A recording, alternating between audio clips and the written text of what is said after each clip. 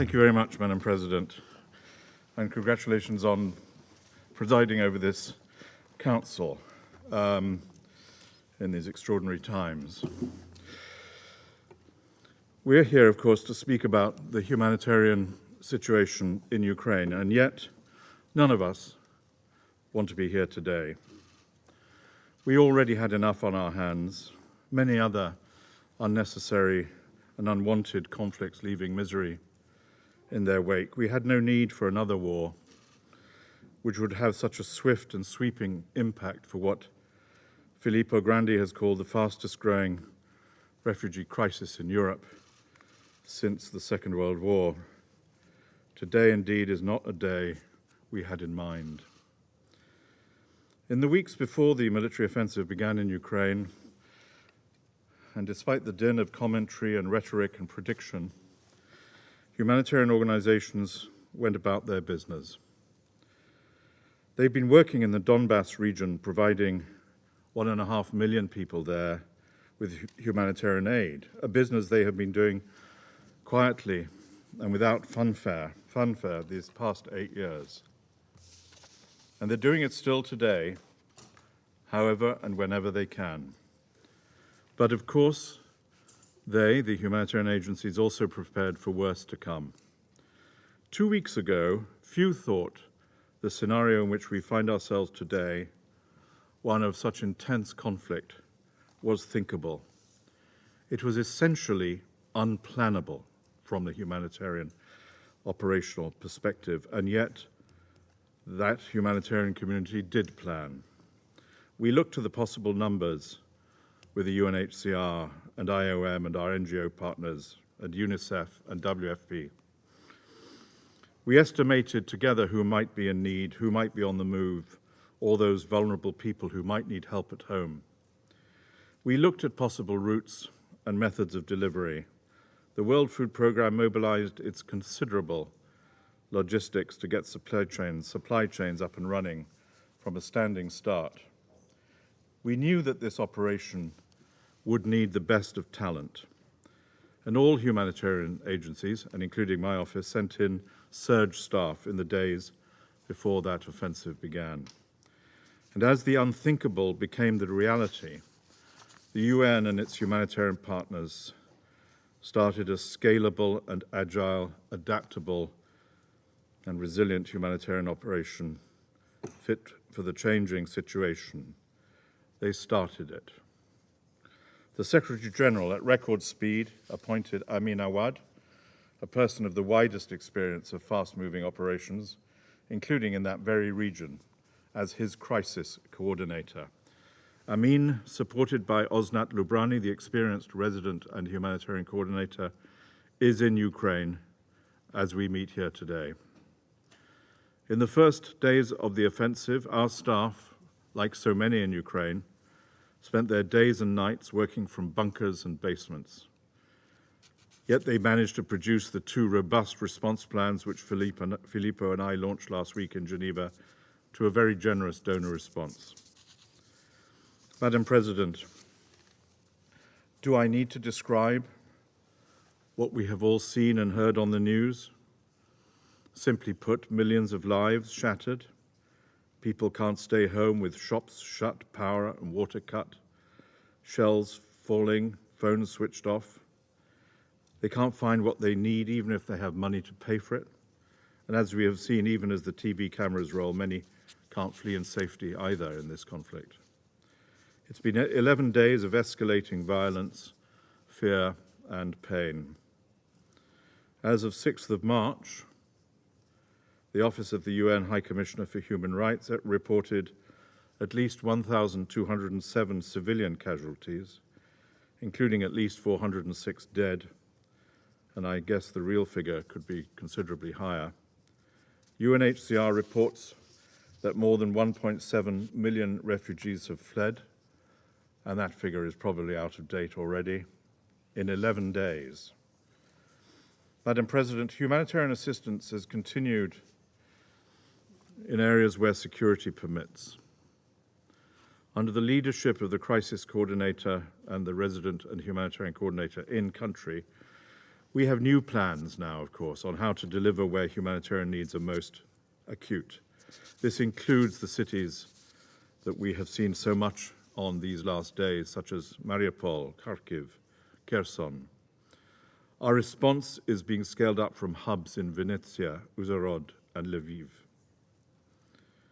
The UN and our partners, and we will hear, I'm sure, from Kathy in a minute, have already provided food to hundreds of thousands. The World Food Programme is setting up supply chain operations to deliver immediate food and cash assistance to 3 to 5 million people inside Ukraine. WHO has shipped trauma care, emergency surgery commitment, and other supplies that will help in days to come thousands of people, and more supplies are on their way. HCR is providing assistance, albeit at a small scale at the moment, through a network of shops and supermarkets in Mariupol in collaboration with NGOs. MSF never left. It's training trauma surgeons, providing support for the people in that city. It's bringing in thousands, UNHCR is bringing in thousands of blankets, mattresses, and other non-food items from Poland. Thank you to Poland, and shipping them to transit centers. And we're going to hear, and I look forward to hearing a lot more about the experience of children from Kathy, from the vital work of UNICEF and its partners. The Ukrainian Red Cross has distributed humanitarian assistance to thousands via its emergency stockpiles, including hygiene and food kits, warm clothing, and medicine. And I would like to take the chance here to salute the more than 4,000 Ukraine Red Cross volunteers across the country, used to conflict, of course, the community workers also of local NGOs, the truck drivers carrying basic necessities into volatile areas. These are people all in harm's way who have no hesitation in carrying out their mission. Madam President, I see 3 immediate priorities to lessen the pain and suffering we're all watching unfold in real time. First, the parties need to take constant care to spare civilians and civilian homes and infrastructure in their military operations. This includes allowing safe passage for civilians to leave areas of active hostilities on a voluntary basis in the direction they choose. All civilians, whether they stay or leave, must be respected and protected. Second, we need safe passage for humanitarian supplies into areas of active hostilities. Civilians in places like Mariupol, Kharkiv, Melitopol, and elsewhere desperately need aid, especially life-saving medical supplies, the kind that have been brought in these past days by WHO. Many modalities are possible, but it must take place in line with the parties' obligation under the laws of war. And thirdly, we urgently need a system of constant communication with the parties to the conflict and assurances to enable the delivery of humanitarian aid. And we have seen these systems in place in other countries, of course, as you know well. A humanitarian notification system, as we term it, can support delivery of aid at the scale needed. I have already conveyed these 3 points to the authorities of Ukraine and to the Russian Federation. And on the third point, thanks to the cooperation with the Russian Federation, my office has sent a team to Moscow to work on better humanitarian civil-military coordination that can allow us to scale up, precisely to begin to establish a humanitarian notification system. This follows last Friday's phone call between the Secretary General and the Minister of Defense of the Russian Federation, Sergei Shoigu. UN teams have held the first technical meeting with the representatives of the Ministry of Defense. I welcome cooperation by both sides and sincerely hope to see further progress in the hours ahead. Madam President, people are watching as this unnecessary conflict engulfs cities and civilians. As well as what's happening in Ukraine, they have an extra sense of dread over the impact this will have on the wider world. I include myself in this category. I'm deeply worried about the consequences on vulnerable people living half a world away. Food prices are spiking, supplies are uncertain. We didn't need that either.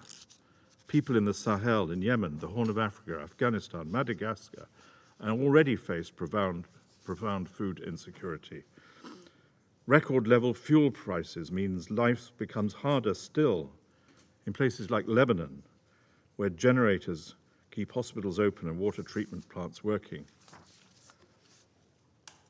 And the extraordinary generosity, which I welcome and praise, of donors to the launch of the regional plan and the Ukraine humanitarian response plan.